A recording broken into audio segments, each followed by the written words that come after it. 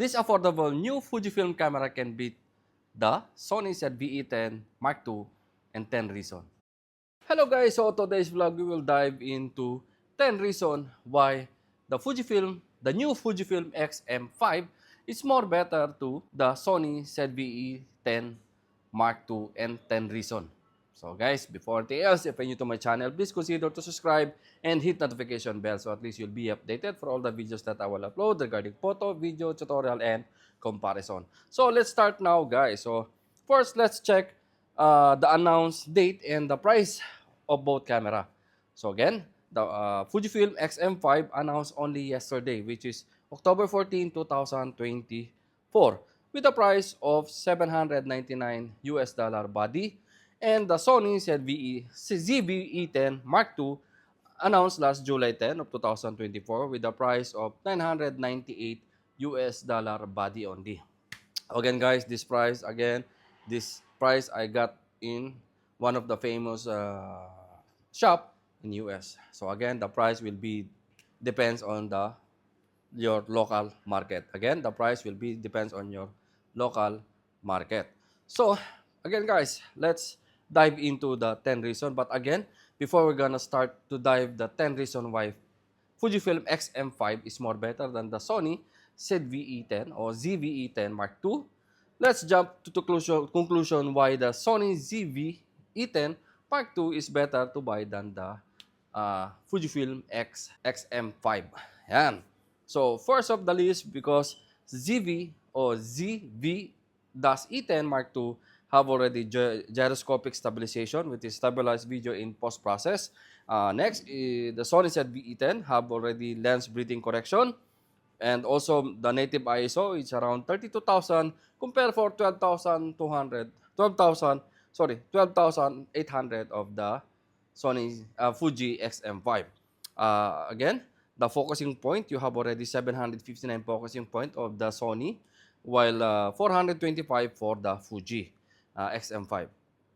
Battery life, again, is 610 shots in the full power compared for 330 shots of Fujifilm X-M5. The maximum bitrate is 600 megabytes per second compared for 200 megabytes per second. And again, the ZV-E10 can support up to UHS 2 SD card, while UHS 1 only for the Fujifilm X-M5. And the last one is more option for the lenses. Again, there's too many options regarding for the lenses of the Sony. You have Sigma, Tamron, lots of mounting or lots of Sony lens availability compatible with the camera. While Fuji, again, I think we have only Sigma and Sigma and Fuji. Yeah. So that's the reason why Sony ZV-E10 Mark II is more better to buy than the Fujifilm X-M5, which is one.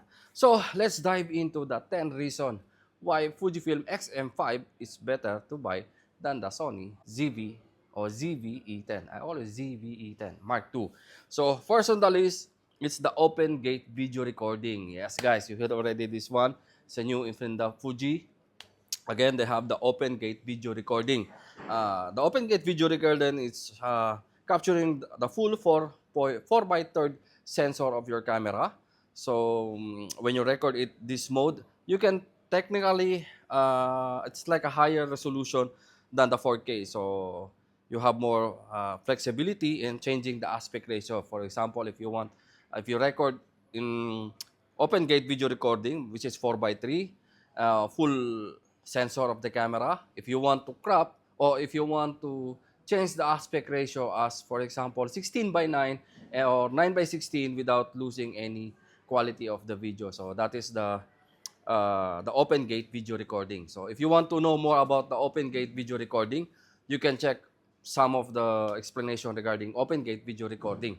So reason number one. Reason number two is the external cooling fan. Again guys, the external cooling fan of Fujifilm X-M5, you can avail in separately. Again, the external cooling fan helps prevent overheating during long video recording. So, for example, if you want to record more than 1 hour or something. It depends on your memory card and battery. The cooling fan helps to prevent overheating, again, the camera. So yeah, this one number 2, which is in the Sony, you don't have that option to pick up cooling. So unless if you put the electric fan and you have a noise.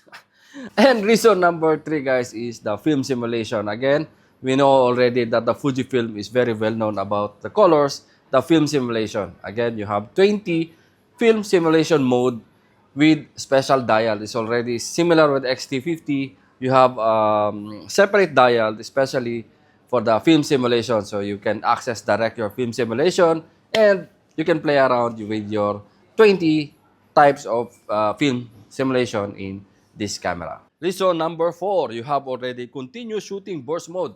Yes, you have more better continuous shooting burst mode. It's 20 frames per second compared for 11 frames per second of the Sony ZV-E10 Mark II. Yan. Reason number 5 is weight. Yeah, the weight, guys, is only 315.5 grams compared for 377 grams. For sure, it's already with the battery and memory. Yan.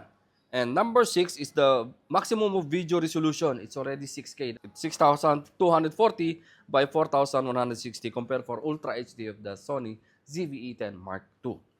Reason number 7, you have already vehicle tracking autofocus. So also a big help. Reason number 8, vehicle autofocus. If you are a sports photographer or something, vehicle tracking autofocus is a big help for that kind of situation. Reason number 8, insect tracking autofocus. It's very good for macro photography. Yan, the insect tracking autofocus. Insect tracking autofocus, yes, correct. Reason number 9 is the focus bracketing. Yeah, the focus bracketing on the reason number 9. And the last reason number 10, is the price. This is more cheaper compared for the Sony ZV-E10 because it's only $779 US dollars, $799 US dollars. So, and it depends again in your local market. So, that's the 10 reason why the Fujifilm X-M5 is more better to buy than the Sony ZV-E10 Mark II.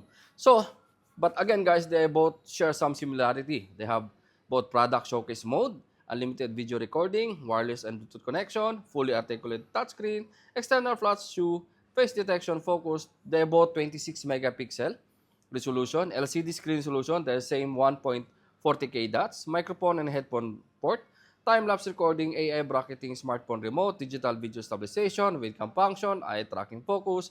Both camera have no in-body immunization, and both camera is not a weather sealed camera. So if you will use this in tough condition, check the other cameras from Fuji and Sony. You have a weather sealed camera. So instead, choosing these two cameras. So yeah, guys, I think that's it for today's vlog. Again, in this video, I'm not talking about that Sony is more better or Fuji is more better, but I giving you only the 10 tips why Fuji is more better. But still, Sony, there's also good in terms of Fuji. So, ayan guys, I think any of this camera, either you're a Fuji lover or Sony lover, you can use any of this camera. But I like the compactness of the Fuji.